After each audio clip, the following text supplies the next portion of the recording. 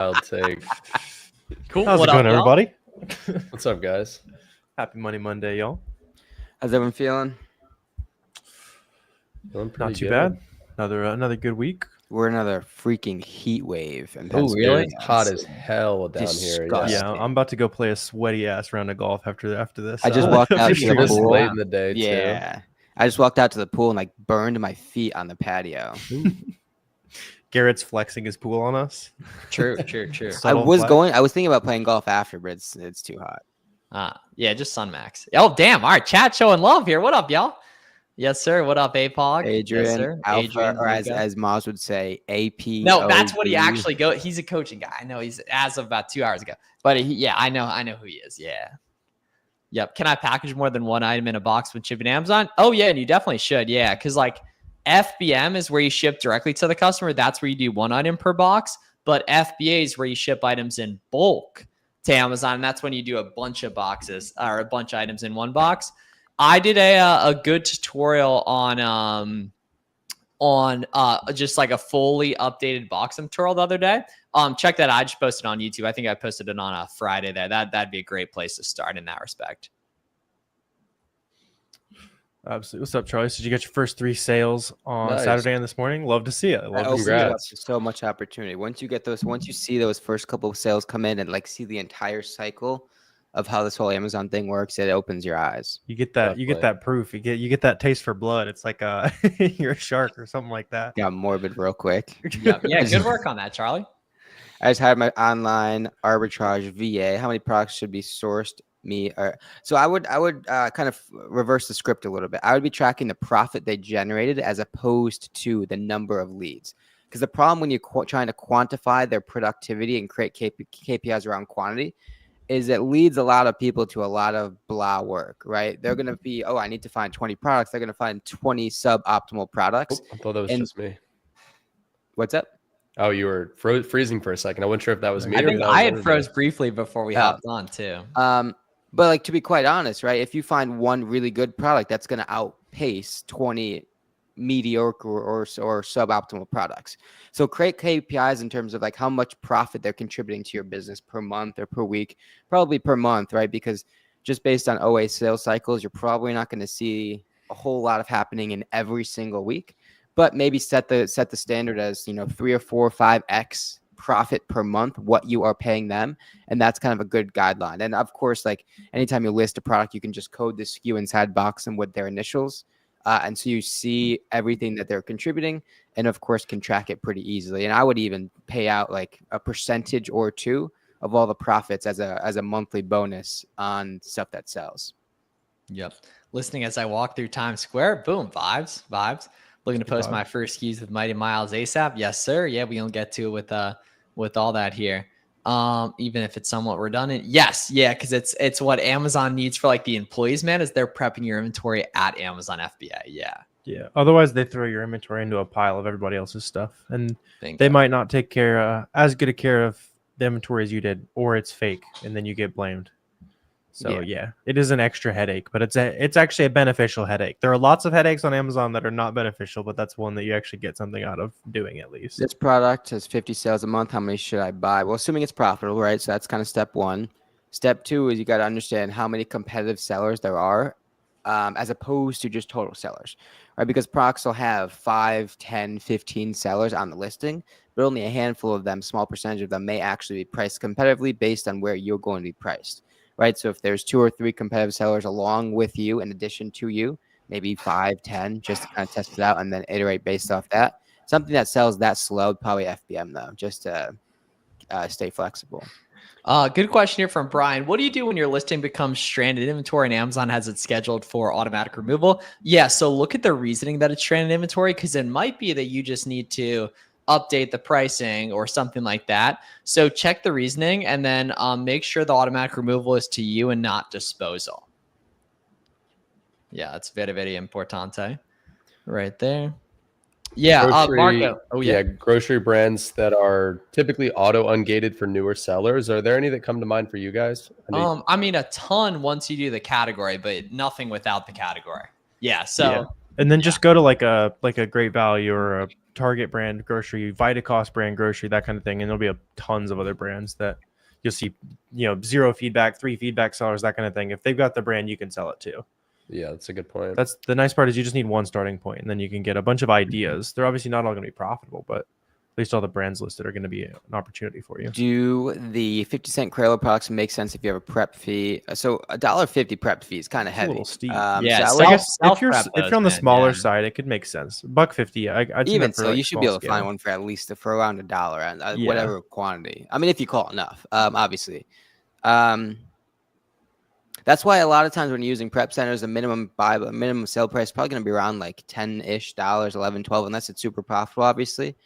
The thing with that, with Crayola, something that's seasonal and something that's probably you're looking at a window of like a week or two, I'd probably just FBM, especially with it being that small and light. I would just FBM. You could list it across 20. If you're talking about like the crayons, right? There's probably 10 different listings you can leverage. I just did a Kojicon, found like 30 plus. Yeah, like there's exactly. incredible volume from now through October, but especially the next 3-4 weeks. Yeah. And the value you get with cross listings, you could have that same product and list on a 2, 3, 4-pack, 5-pack on Walmart, on Facebook. You can list it everywhere, which you'll probably make way more money as opposed to FBA. Yep. Got a bunch of inventory. Let's extend it into FBA, FBM if you can. Yeah. I just assumed you were talking about back to school for some reason. If it's not back to school, do either. But Yeah, I got burnt out because I realized. So VSCG, you've always kind of been obsessed with the idea of needing deals. You don't whatsoever. Probably around 50% of products come from a sale that only happens once a month. For example, Yankee Candle is a good example of that. But then something like Walmart, the buy costs rarely change, right? So Walmart's good 24/7, and Walmart has way more items than Yankee Candle does, right? So it's not an issue of the products; it's an issue of the discounts there, right? And items that are profitable at retail price have way more competition and are way more likely to price tank because they're so much easier to understand. VSCG, he's back. Yes, sir. You're new to OA. How much can you rely on repricers for accurate pricing? I mean, you just try there's a bunch of ones that are out there that aren't super expensive, like Be Cool or a good place to start. If you're seeing people talk about it, it's going to be accurate. Accuracy, I mean, it's just moving your prices around. What you actually want is a repricer that's going to increase your margin as much as possible.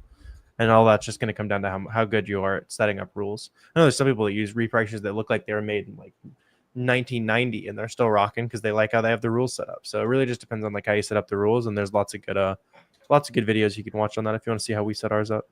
Yeah. How much interesting. VSCG is getting an in-house packer. Whatever a standard hourly rate is in your area. Yeah. That's cool though. That'll be a nice that's one of those like small things that can really make a big difference. Yeah. Like getting some in-house prep. Yeah. Should be And hammering compared to like Crayola the with- valuation of your time sitting at the computer sourcing or spending time with family, doing your 9 to 5, all those other things, it's outweighs the $10, $15, $20 you're going to pay that packer 10 times over. It's a fact there. Am I able to use Walmart to source products for OA and RA? Of course. Oh yeah, 100%. yeah, And like, all big websites, man. That's what the business model is built on. because I think Warner kind of alluded to it before, but a good way to start there is just simply keep a product finder, load up great value. Instantly, you're going to be connected to 10, 15, 20 products and probably 50 sellers selling those products. And that's probably going to open up some doors adjacently to those 15 products that are in the Keep Product Finder search. Let's see. Oh, yeah. Doing wholesale. I sell an item that sells less than 15 because 15% price less. If I decrease price, well, you should definitely FBA, bro. Yeah, you should FBA because FBA you can typically price at least 5 to 10% higher than FBM, but 15% higher tends to be a little bit of a stretch on most products. So plug that in and see what the deal is. Yeah. Gold said, "Will OA still be here in 10 years? Or are robots taking over?" I mean, arbitrage is the second oldest profession, right? Arbitrage will always be yeah. a thing, whether it's on Amazon or whether it's on different platforms. I mean, arbitrage exists in so many different places too. I mean, that's what day trading is. All day trading is arbitrage. I mean, retail really is arbitrage, not just on Amazon. I mean, it'll always be a thing for sure. I mean, you walk into Walmart, every single product is arbitraged. They're Mhm. buying it from, of course, big box distributors and manufacturers and brands, but they're doing the same thing that you are, just at a smaller scale or bigger scale. Yeah, it's not going to look the same as it does today. The same way it doesn't look the same 5 years ago when we were doing it back then, right? So, yeah, it'll definitely change. And then by then there'll probably be some very powerful kind of like AI tools that we'll be able to have access to. Yep. Are RA products less likely to tank? I mean, it really depends on what RA store, but in general, there's kind of pros and cons to each, and it really just comes down to how easy that item is to understand. An RA item that requires no discount to make good will tank more than an OA item that does require discounts to make good, right? Then it comes down to, okay, which place are they coming from, and everything like that as well. Absolutely. Struggling to get ungated. You have proper invoices from suppliers. Amazon declines in their raise. Yeah, seeing that across the board, whether you're buying from, directly from the brand, from a big distributor, from a retailer, you just got to submit multiple times. It's just the nature of the game right now. And Tori's been at FC Transfer for about a week. How long should I contact? I mean, they won't give you anything meaningful for months, so it'll work itself out over the next week or two. Yeah. Can you ship out FBM orders on Boxem? No. So Boxem is for FBM and FBA listing, FBA shipments, and then your business's whole analytics. We're gonna add some other stuff soon too. But Amazon doesn't share the customer data of FBM orders, rightfully so. So you can't do FBM orders on Boxem. Or you can't ship FBM orders on Boxem. You can list stuff though. Yeah. Yeah, I'm good on this question, though, listing. I GPT. expected to sell 15 units a month. I sold 10 units this week so far, and I decreased the price like 4 to 5% from other FBA sellers, but it's far from the lowest FBM sellers. So I wouldn't undercut other FBA sellers by 4 to 5%. That's probably just going to start a race to the bottom. If anything, just match the lowest FBA seller. That's probably why you're making so many sales, is because you're undercutting them. But I mean, if you expected to sell 15 a month and you sold 10 this week so far, I mean, that's a good thing, right? As long as you're not driving the price down. Because all it takes is one additional person using the same model, and you're immediately going to hit whoever's minimum is higher within seconds. Yep. Oh, crap. Damn. 22 years old, 15K saved up. Good work. So the nice thing is, yeah, you don't really launch, like we don't talk about like making your own private label product or starting a brand. We just talk about reselling name brand products. If you watch some of our content, you'll become pretty familiar with that, honestly. But the biggest thing you can do is find other sellers to network with and learn from. Like that's by far the biggest tip, is once we all made friends with each other, especially Warner, Garrett, and myself, things move so much quicker. Well, I mean, Yeah, we we're not met friends for with a you, year Corey. later. Yeah, Yeah, no, yeah, 2 yeah, years yeah. later. Yeah. No, I get it. And everything. Yeah. Also, and probably most importantly, don't stop whatever you're doing to get that first 15K. Because as a 22-year-old, I mean, you're doing more than 99% of the people.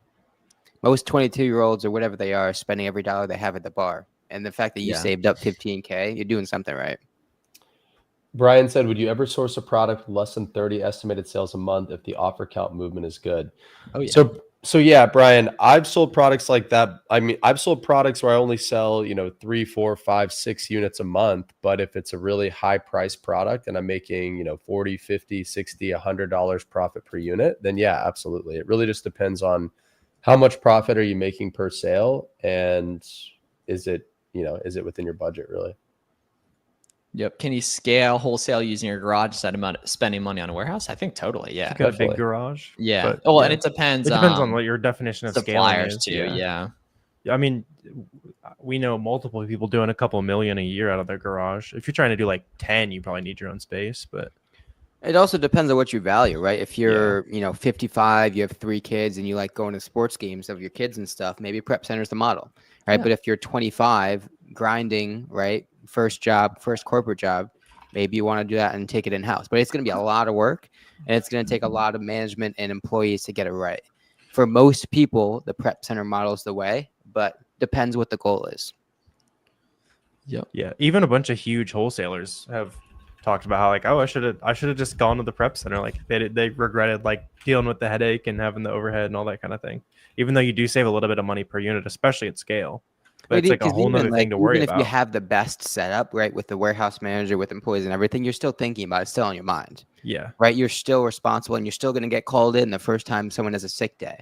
Yeah, a few However- times a year, you're in the warehouse at 2 a.m. and you're Oh, prepping. yeah. and Oh, yeah. yeah. At least a few times a year. The prep center model is the best. It's going to be kind of offloaded from an actual man labor perspective. DH here. Now, we can neither confirm nor deny DH, but you may have seen that in one of the videos there. You may have seen that.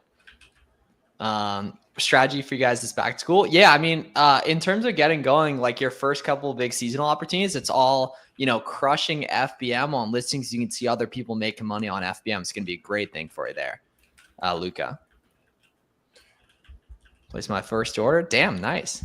Okay, cool. That's us. Shout out Corey for that game right there. Hey, love it. Congrats, man. Taking off retail prices. Yeah, I mean, if it's like if they're not like basically paying a ton more than the retail price shows, if anything, if the retail price is more, leave it. But you can either remove it or cover it with a blank FNSKU label. Yeah. Yeah. Depends on how blatant it is. Yeah. A lot of times it'll shine exactly. directly through the Yeah. FNSKU label or whatever. Yeah. Just make sure people don't see like what you paid for it, basically. So kind of like what we were alluding to before, how many units should I buy to make 10K a month? So it's not necessarily about amount of units, right? It's about the quality of those products and really how much you're spending. So if you're looking to spend or make about 10K, you're probably going to be spending about 50,000 a year or a month to sell it for about 100, profiting about probably 10% after taxes and fees and stuff. So that's a rough guideline in terms of the general framework that it's going to take. And then obviously there's going to be all sorts of different sizes and shapes of products to get you there. But again, like we always talk about, you have a certain rubric that in turn kind of qualifies your products, whether it's, each product you bring on makes you $100 a month or 200 or 500, whatever it is, that's going to kind of give you a solid common denominator kind of to compare all the sorts of products that you're saying yes to, right? Because it can get tricky when you're going to look at 10 different products. They're all going to sell for different amounts. They're all going to bring in different amounts of profit. So it can get kind of tricky for a beginner to compare all those types of products with a restrained budget. So all you need we is got an OG in the house, Miles. Good God. Do you Who's miss that? Warehouse days? Hell hell no. no. Hell no. I knew the answer to that question as soon as you read it. I just love that old video of you guys just throwing boxes around, basically playing baseball with Anybody who with says they products. enjoy having a warehouse is a liar. I was sleeping there 5-6 nights a week. It was terrible. That's crazy. Yeah, that's crazy. Bro was eating turkey and peas out of the microwave and prepping things for 12 hours a day. Miserable. Let's see what's up, y'all. Clarify why most of your products don't require FNSKU labels. If they're not requiring it, then you have commingled inventory on, which you need to fix ASAP because you're getting your inventory mixed with everybody else who's doing the exact same thing. So yeah, just turn commingled inventory off, or like when you go and start the shipment, you'll just set the label owner to seller and make sure it doesn't say Amazon. What's a mistake that took you too long to fix? I think all of us would say, doing it alone for too long, that kind of thing. Yeah. I talked to 0 Amazon sellers for like the first year of selling on Amazon, and then it is zero coincidence that as soon as you do, you're like 5xing, 10xing your business in another year or two. For me, it's employees. Once I started actually using full-time help for the distribution business, it's skyrocketed. And it won't work. Anyone know why? Ooh, no. Contact us support@selleramp.com though, Mal, on that. Yeah. Buying 100 units on get a safe option. Yeah, I mean, the nice thing is the worst case, you just return them right there. So there's really kind of no downside on that. Just the nature of Amazon, you'll probably still get declined a couple times, even with. Oh yeah, it's totally normal, right? Yeah, that's the number one thing that you need to understand when you're a newer seller is that getting denied front gates is totally normal there. Yeah. Let's see. Said got an email. That'd be interesting if that's new news right there. If you can't pay Amazon to prep that would be inventory, wild. that would be dumb on their part. But that was a huge hack for a lot of people for a long time because you're not going to get any prep center prep it for 50 cents or 55 cents or whatever it is. Yeah, it made total sense for wholesale. 100%. Yeah. Obviously, you can't bundle and things like that, but for a lot of people, that's probably the main source of prep, which would be a huge killer. talking 5, 10, 15 cents probably per unit more expensive for a lot of people. For sure. When you're talking to other sellers, want to see your ASIN, which leads to tanking. I mean, if 1, 2, maybe 3 friends seeing your products means that you're not profitable, then you don't like run a real business. You know what I mean? Like, Yeah. Plus, think about the things you sell. You have 10, 20 competitors on. Even if you gave them every single product you sell, and then you sell every product they sell, And assuming you have the listing on unlimited money. yeah, the listings are 5% more competitive, and you just doubled your product catalog, right? So like. And I mean, not to mention, right, with just the nature of how FBA is constructed, you and your 3 homies can all join the same listing, and the fact that you're tangibly taking away from sales from each other is not super likely, just because your products are probably scattered across different parts of the country. You have 10 units in California while they have 5 units in Texas and 5 in New Hampshire, right? So it's way more intricate than worrying about the 2-3 people that could potentially steal sales from you. But also the value gained from having people and having homies that you can ride with is so much outpaces. Oh, friends for life. Yeah. Yeah. Literally friends for life. There. I mean, all 3 of these people were at my wedding. Miles was in the wedding. It's like, and everything started from Amazon. It's crazy. Yeah. Fun wedding too. Yeah, VSCG. I think you're way too worried about price tanking, man. Yeah, way too worried about price tank. Like VSCG, if you got active on social media, found a couple homies to work with, your workload would like be cut in half, your upside would double, and you'd have a shitload more. It makes fun. it more fun too. It makes it easier. Like, I mean, thinking back over the years, some of the best times were just like on Zoom, just railing sales and just like bantering. Lululemon there, yeah, 100%, yeah. So this is a good question we get here pretty frequently. So he said, minimum amount of money to start wholesale. I'm just testing a few $500 buys, but I have like 3,500 saved. Is that okay to start? So like the bare minimum I would ever recommend somebody start with is 3K. Even then, I tell most people 5 to 10K. Now, if you're already starting, like if you're placing test orders with $500 here, 500 there, and you feel like you're like placing good test buys, then I'd say go for it. I'm not going to tell you to stop. But for most people, I would say, yeah, 5 to 10K is kind of the minimum. But it seems like you kind of already have traction. And if that's the case, then keep going with it and keep snowballing that capital. Boom. Hell yeah. I mean, a couple of things, right? It puts a lot more pressure on your early buys, right? Because with OA, you can test buy with, tens of dollars, hundreds of dollars, where wholesale, those sort of smaller test buys are going to be obviously way more difficult. And the fact of the matter is, right, if you call 100 brands with $3,000, you're going to have more difficulty than the same person calling the same brands with $15,000. Not to say you can't find profitable products that are going to allow you to spend, those couple $1,000s you have, but the chance that you land quality brand accounts and quality distribution accounts with more money, you have more authority, more leverage to get discounts. It just becomes way more easy and way more attainable with more capital. Yeah, Jose, anyone who ever runs into automatic on Gates and Outs, just DM me on Discord. I'll send you an auto deny guide for on Gates right there. Every now and again, Amazon will resize items, but not super often. But you can actually make a lot of extra profit resizing items that they did incorrectly as well. That's kind of a hack up. A lot of people don't know about. Yeah, you just open a case and request a remeasure. So like if they increased your fees on an item and you think they're wrong, you can request a remeasure and also get some of that money back if they did it on accident. Yeah. I have 2 sellers in Seller Central settings, and I couldn't find the seller. Yeah, so we recommend labeling stuff yourself, just using Boxum. Yeah. Every now and again, Boxum will show you labels that don't even require manufactured barcode. Would still recommend printing those out from Seller Central too. So Boxum for 99% of cases, and then the occasional one where it says you don't need the Amazon barcode, would recommend going into Seller Central and printing those out anyway there. Yeah, y'all got to get hip to Whatnot. If you like, for example, those of you guys who are doing volume, like Whatnot is crazy for liquidating returns right now. I follow some guys on IG, some Amazon guys that are crushing on there. Is that live sales? Yeah, I don't know why people buy stuff on there like nuts, but yeah.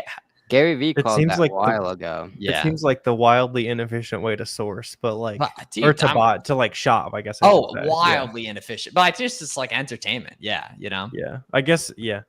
But incredibly whatever. inefficient. Yeah. I get it for things that are like fun. Like I see people selling like cards and that kind of thing. Then you can open the cards together. You get to watch people open cards even if you didn't pay anything for it. But like shoes and stuff, I don't get it. But whatever. If it's working for people.